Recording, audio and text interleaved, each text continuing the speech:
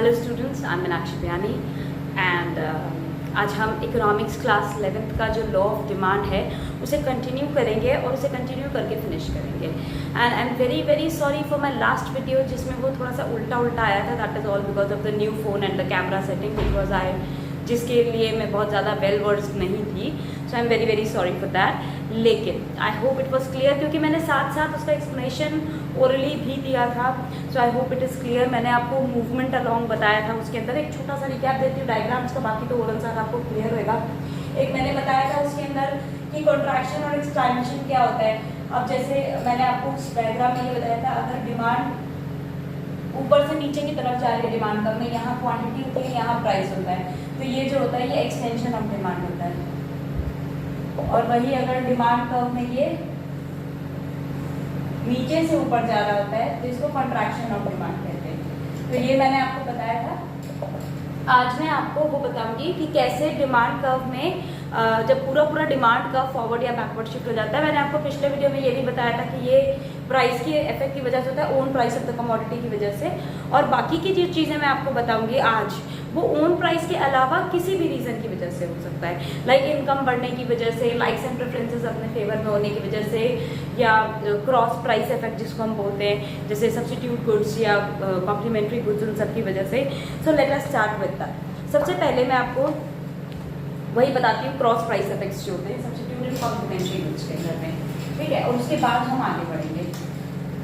So let me start with substitute and complementary goods. मान लीजिए demand for a commodity in relation to price of the substitute goods के हिसाब से मैं बताती हूँ। अगर सब्स्टिट्यूट गुड्स का प्राइस, ये डिमांड कर्व मैंने बता दिया। सब्स्टिट्यूट गुड्स का प्राइस का मैंने आपको बताया था, मान लीजिए टी है तो टी और कॉफ़ी ये दोनों सब्स्टिट्यूट गुड्स होते हैं। तो अगर सब्स्टिट्यूट गुड्स का दाम सामने वाले गुड्स का दाम जो है वो बढ़ गया तो ऑब्वियसली मेरे गुड्स की जो डिमांड है वो इंक्रीज हो जाएगी, जैसा कि मैंने आपको पहले भी बताया था। तो जैसे सेम प्राइस पे ही डिमांड यहाँ से यहाँ आ गई, ये हो गया इंक्रीज। और अगर सब्स्टिट्यूट गुड्स का दाम डिक्रीज हो जाता है, जैसे मान लीजिए सामने वाले ने अपने दाम कम कर दिए और मेरे गुड्स के दाम अभी भी उतने हैं, तो ऑब्वियसली लोग मेरे गुड्स की जगह उनके गुड्स खरीदेंगे, यानी कि मेरी जो है वो डिक्रीज हो जाएगी। ये था इंक्रीज का और ये हो जाता है डिक्रीज, अगर ये पीछे आ जाती है सेम प्राइस पे भी, ठीक है। सेकेंड चीज़ है हमारी डिमांड फॉर द कमोडिटी अगर कॉम्प्लीमेंट्री गुड्स की होती है। कॉम्प्लीमेंट्री गुड्स में कैसे चलता है, ये था सब्स्टिट्यूट्स का। अच्छा, यहाँ भी क्वांटिटी होती है, यहाँ प्राइस होता है, ये एक्स होता है, ये वाई होता है, ये मैं बार आपको नहीं बता रही हूँ। अब मैं आपको कॉम्प्लीमेंट्री गुड्स का बताती हूँ। कॉम्प्लीमेंट्री गुड्स में क्या होता है, एक ही ग्राफ के अंदर मैं दोनों कर्व्स आपको बता रही हूँ। जैसे सेम प्राइस पे ये प्राइस सेम है, ठीक है, ये मेरा प्राइस है। अब मान लीजिए कि मेरे कॉम्प्लीमेंट्री गुड्स के दाम जो है वो बढ़ गए तो ऑब्वियसली मेरे गुड्स की डिमांड भी डिक्रीज हो जाएगी। और अगर कॉम्प्लीमेंट्री गुड्स के दाम जो है वो घट गए तो ऑब्वियसली वो दाम रिड्यूस हो गए तो मेरे गुड्स की डिमांड भी इंक्रीज हो जाएगी। So this is increase again and this is decrease. तो ये चीज़ होती है कॉम्प्लीमेंट्री गुड्स के अंदर में भी। नेक्स्ट आ जाइए मेरा सब्स्टिट्यूट गुड्स हो गए, कॉम्प्लीमेंट्री गुड्स हो गए। आगे हम करते हैं, जैसे मान लीजिए कि रिलेशनशिप क्या होती है इनकम और डिमांड के बीच में। ऑब्वियसली इनकम बढ़ेगी, अभी मैं आपको इसी ग्राफ में इनकम बता रही हूँ तो आपको ना कंफ्यूजन नहीं होगा, जानते ग्राफ वही रहता है, थोड़ा सा बस चेंजेस आता रहता है। इनकम, अगर मेरी इनकम बढ़ेगी तो मेरी डिमांड इंक्रीज हो जाएगी। ये डी है, ये D1, ये D2, D1, D2, ये इनकम है, ठीक है। इनकम अगर मेरी बढ़ेगी तो मेरी डिमांड इंक्रीज हो जाएगी, इनकम घटेगी तो मेरी डिमांड डिक्रीज हो जाएगी। So it is but obviously income के हिसाब से चलता होता है। अब इनकम में इंक्रीज इन डिमांड होती है, अगर इनकम इंक्रीज होती है, डिक्रीज इन डिमांड होती है, इनकम डिक्रीज होती है। लेकिन ये सिर्फ नॉर्मल गुड्स के लिए होता है, ये होता है नॉर्मल गुड्स के लिए। अब अगर मान लीजिए नॉर्मल गुड्स के अलावा इनकम का ही ले रही हूँ मैं और इंफीरियर गुड्स ले रही हूँ, ठीक है, इंफीरियर गुड्स, तो इनकम बढ़ेगी तो इंफीरियर गुड्स की डिमांड डिक्रीज होगी और इनकम घटेगी तो इंफीरियर गुड्स की डिमांड इंक्रीज होगी। ऑब्वियस है, ये मैंने आपको पहले भी बताया था कि अगर मेरे पास अच्छे पैसे हैं तो मैं क्यों घटिया क्वालिटी की चीज़ें लूँगी। If my income is good why will I purchase bad quality of goods.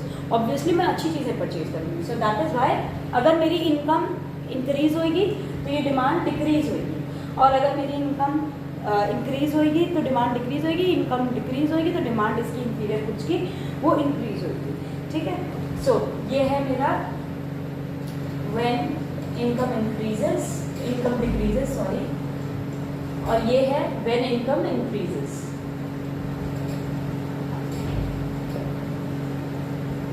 Next है मेरा कि इंफीरियर गुड्स के बाद में ये होता है कि भाई टेस्ट एंड प्रेफरेंसेस, ठीक है। इसी ग्राफ में मैं आपको टेस्ट एंड प्रेफरेंसेस, यानी कि ग्राफ सेम होता है, सिर्फ आपको अपना कॉन्सेप्ट चेंज करना है। टेस्ट एंड प्रेफरेंसेस, अगर मान लीजिए मेरे गुड्स के प्रति फेवरेबल टेस्ट एंड प्रेफरेंसेस है तो डिमांड इंक्रीज हो जाएगी। अनफेवरेबल है, लोगों को मेरे गुड्स नहीं पसंद आए तो ऑब्वियसली डिमांड उसकी डिक्रीज हो जाएगी। तो एक ही ग्राफ, यानी कि आपको ना बार बार बहुत सारे ग्राफ याद करने की ज़रूरत नहीं है। ये मैंने एक ही ग्राफ में आपको सारी चीज़ें बता दी हैं। बस अपना लॉजिक क्लियर रखिए कि आपको कैसे इसको समझना है, और जो आपने समझा वही लिखेंगे। तो बस लिखने के टाइम पे आप क्या बोलेंगे, डिमांड जो थी it will shift from D to D1, demand curve will shift from D to D1 if the taste and preferences are favorable towards my goods। अगर टेस्ट एंड प्रेफरेंसेस फेवरेबल है तो demand D से D1 पे shift हो जाएगी, और अगर test and preferences favourable नहीं है तो डिमांड D से D2 पे शिफ्ट हो जाएगी। अगर मेरी इनकम इंक्रीज होगी तो इंफीरियर क्वालिटी के जो गुड्स है उनकी डिमांड D से D1 पे शिफ्ट हो जाएगी, और अगर मेरी इनकम डिक्रीज होगी तो मेरी डिमांड D से D1 पे, अगर इनकम इंक्रीज होगी तो मेरी डिमांड D से D2 पे शिफ्ट हो जाएगी इंफीरियर गुड्स की, यानी कि गिवन गुड्स की, ठीक है। तो ये फेवरेबल और अनफेवरेबल है। तो यहाँ पे अगर टेस्ट एंड प्रेफरेंसेस बोलेंगे तो ये क्या है, ये फेवरेबल है, और ये क्या है, ये अनफेवरेबल है, ठीक है। तो मैंने आपको एक ही ग्राफ में बताया, तो आपको याद करने में मुश्किल नहीं होगी अलग अलग तरह के ग्राफ्स को। तो मैंने आपको इस पूरे चैप्टर की एक समरी देती हूँ। मैंने आपको डिमांड एंड क्वांटिटी, डिमांड के बीच में डिफरेंस बताया था, इंडिविजुअल एंड मार्केट डिमांड के बारे में बताया था। उसके बाद में मैंने आपको ये बताया था कि इनकम का क्या इफेक्ट होता है, लॉ ऑफ डिमांड क्या होती है, उसके एजम्पशंस क्या होते हैं, और उसका ग्राफ जो कि हम साथ में बनाते हैं, आपको याद नहीं होगा कि मेरा ग्राफ उस समय उल्टा बना था। आई am very very very sorry for that inconvenience, but still I am clarifying it now also. हमारा डिमांड कर्व कैसा था, ये था मेरा डिमांड कर्व, यहाँ क्वांटिटी थी और यहाँ प्राइस था। प्राइस ज़्यादा है, प्राइस इतना है तो मेरी क्वांटिटी डिमांडेड क्यों है, प्राइस राइज करेगा तो क्वांटिटी भी रिड्यूस होकर के Q1 हो जाएगी, यानी कि ये इन्वर्स रिलेशनशिप शो करता है क्वांटिटी और प्राइस का जो है, ये इन्वर्स रिलेशनशिप है, यही हमें पता चलता है इसके अंदर में। तो ये हमने लॉ ऑफ डिमांड में किया था, उसके एजम्पशंस किए थे, और उसके बाद मैंने आपको क्या क्या करवाया था, उसके बाद मैंने movement along the shift in demand का मतलब सेम डिमांड कर्व पे नीचे और ऊपर, जो कि इस वीडियो में भी थोड़ा सा क्लैरिफाई किया है मैंने, extension and contraction of demand के बारे में। उसके बाद प्राइस इफेक्ट क्या पड़ता है, extension and contraction is always due to price effect, whereas income effect से हमारा जो होता है पूरा डिमांड कर्व आगे और पीछे शिफ्ट होता है टेस्ट एंड प्रेफरेंसेस की वजह से, या इनकम की वजह से, या ये क्रॉस प्राइस इफेक्ट्स याद होगा अगर आपको, कॉम्प्लीमेंट्री एंड सब्स्टिट्यूट गुड्स की वजह से। ये सब मैंने इसी वीडियो में आपको बताया था। So I hope this is very clear to you all. जब भी आप आंसर लिखते हो, मैंने आपको पिछले वीडियो में कहा था, मैं आपको ज़रूर बताऊँगी, जैसे आपका यही क्वेश्चन आ जाता है, मैं एक बुक से ही क्वेश्चन उठाती हूँ। इन्होंने एक हमसे क्वेश्चन पूछा है, डायरेक्टली क्वेश्चन है ये कि जैसे अगर आप कैसे करोगे, डिक्रीज इन डिमांड को डिफाइन करो और क्या क्या कारण हो सकते हैं डिक्रीज इन डिमांड के। तो पहली बात आप इसको सपोर्ट करोगे भाई ग्राफ के साथ में कि ये डिमांड है, डिमांड जो है वो डिक्रीज हो गई है। तो पहले मैं इतना कुछ ले रही थी, अब इसमें दो चीज़ हो सकती है, डिमांड कॉन्ट्रैक्ट हो रही है या डिक्रीज हो रही है। कॉन्ट्रैक्शन ऑफ डिमांड है तो सेम डिमांड कब में आप ऊपर नीचे जाते हो, ठीक है। और अगर आपकी डिमांड डिक्रीज हो रही है, पहले डिमांड क्या होती है आप ये लिखोगे। सबसे पहले चीज़, आप कभी भी इकोनॉमिक्स में डायरेक्ट आंसर्स नहीं लोगे।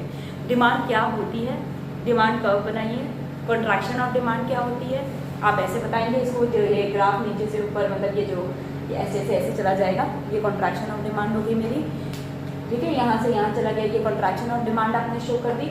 उसके बाद में आप ये बताओगे कि डिमांड डिक्रीज होती है, उसका क्या मतलब होता है, ये दो डिमांड कब बताएंगे, ये डिमांड डिक्रीज हुई है, ये डिमांड इंक्रीज हुई है, ठीक है। थोड़ा सा अच्छे से इलाबोरेट करके, if it is a 6 marks question, इसमें आपने बताया डिमांड इंक्रीज या डिक्रीज, डिक्रीज का उन्होंने पूछा है। अगर मेरी इनकम इंक्रीज होगी तो मेरी इंफीरियर क्वालिटी के गुड्स की डिमांड डिक्रीज होगी, अगर मेरी इनकम इंक्रीज होगी तो मेरे नॉर्मल गुड्स की डिमांड इंक्रीज होगी। इनकम डिक्रीज का बताना है आपको, तो इनकम डिक्रीज होगी तो मेरे नॉर्मल गुड्स की डिमांड जो है वो डिक्रीज हो जाएगी। उसके बाद आप एक चीज़ और इसके अंदर लिखो, उसका ग्राफ बनाएंगे साथ में, सेम इस तरह का जो मेरा ग्राफ बनता है, एक साइड का खाली यहाँ तरफ का बताएंगे कि डिक्रीज होगी। फिर टेस्ट एंड प्रेफरेंसेस का बताएंगे कि अनफेवरेबल होने की वजह से कि मेरी डिमांड डिक्रीज हो गई। फिर क्रॉस प्राइस इफेक्ट, तो it's a long answer question, 6 marks का क्वेश्चन है। डायग्राम आप पूरा बनाइए और उसके संग पैराग्राफ में मतलब छोटा छोटा 3-4 लाइन में आप उसको एक्सप्लेन कर दीजिए। एक डायग्राम एक्सप्लेनेशन, तो इसमें 3-4 डायग्राम्स बन गए और उसके साथ उनके एक्सप्लेनेशन, तो it is worth a 6 marks question. लेकिन आप कभी भी ये बनाते हैं तो ये चीज़ हमेशा याद रखिएगा कि आपको पहले एक्सप्लेन करना है कि डिमांड क्या होती है। कभी भी किसी भी आंसर को आप एक्सप्लेन करोगे ना, पहले वो चीज़ क्या, अगर 1 नंबर 2 नंबर में तब तो आप डायरेक्ट आंसर दो, 6 मार्क्स क्वेश्चन है तो आप पहले ये बताओ कि ये चीज़ होती क्या है, फिर उसका कॉन्सेप्ट बता करके और फिर उस आंसर को आप कंटिन्यू करो, एंड देन यू सी आपका आधा नंबर भी नहीं कटेगा। My students have scored 100 on 100, you can ask them any time, आप पता कर सकते हो इसके बारे में। तो ऐसे ही नहीं 100 on 100 आते हैं, उसके लिए आपको थोड़ा लिखने का तरीका आना चाहिए, आपको समझ सब आएगा, लिखना नहीं आएगा तो नंबर नहीं आएंगे। So I am ending the video over here and I hope you like my video.